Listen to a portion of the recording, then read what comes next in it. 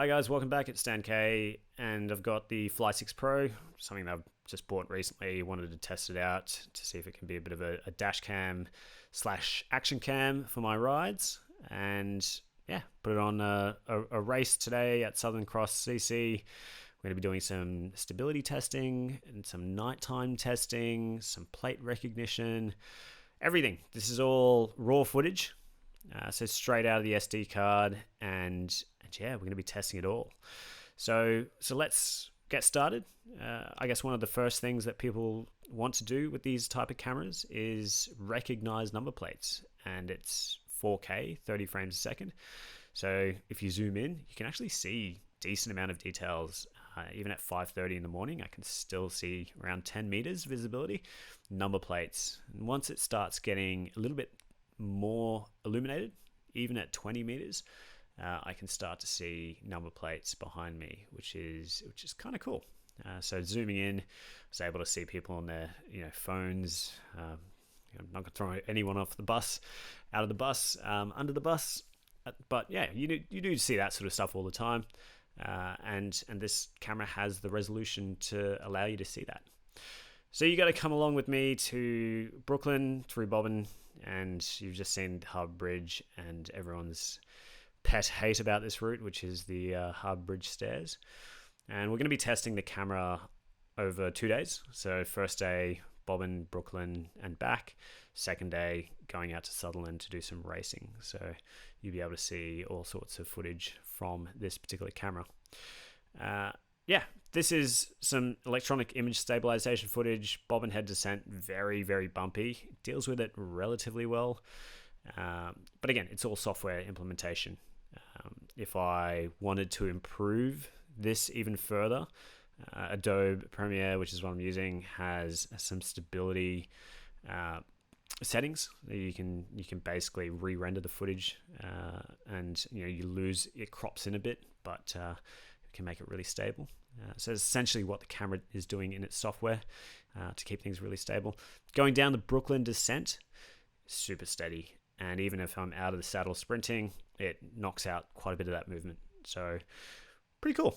I recommend, if you are going to use this camera, keep that image stability on. It'll help you recognize plates, and it'll just make the footage a lot more watchable. As you can see here, even when it gets bumpy, it's still relatively watchable. It's something that you would still consider sharing with other people. So I'm not going to go through the functionality and my pet hates of the camera, even after 2 days of using it. I'll let DC Rainmaker and Llama sort of go through the full review, I guess.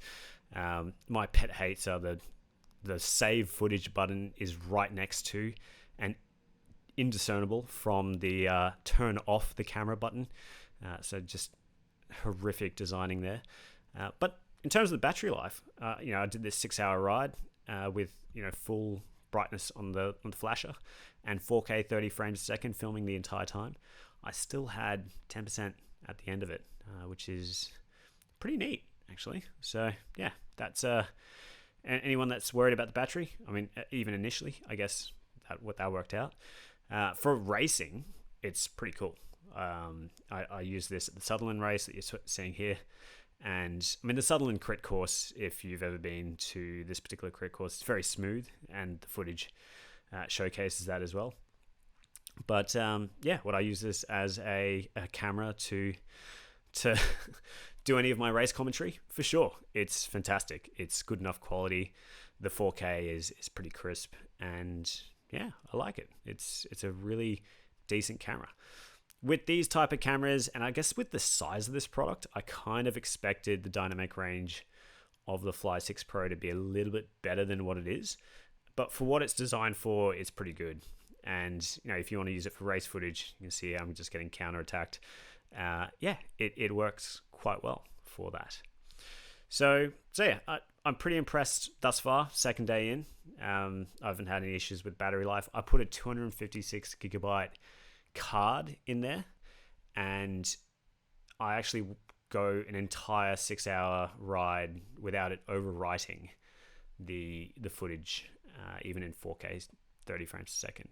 So if you don't want to have to think about saving the footage or pressing the save button, yeah, just get a big enough micro SD card, and happy days. You don't have to worry about any of your footage getting overridden, in my experience.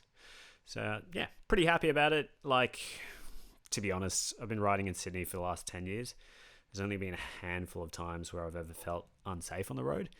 It's generally riders are somewhat safe in groups.